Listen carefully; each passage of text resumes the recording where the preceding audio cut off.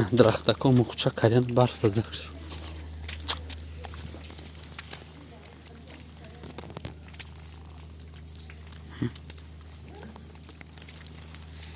Bobik. Brafsın. Bırak usun. Gamnat. Bırak.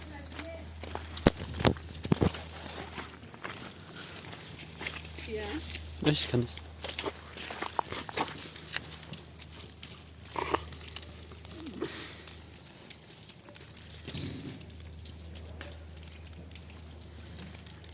Bıçağı koş. Çok fokus.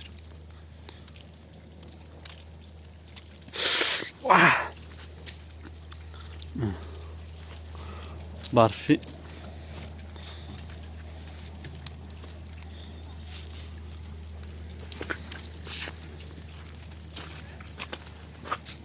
Nazar dolu. Kara dolu gülüne kırık kaki.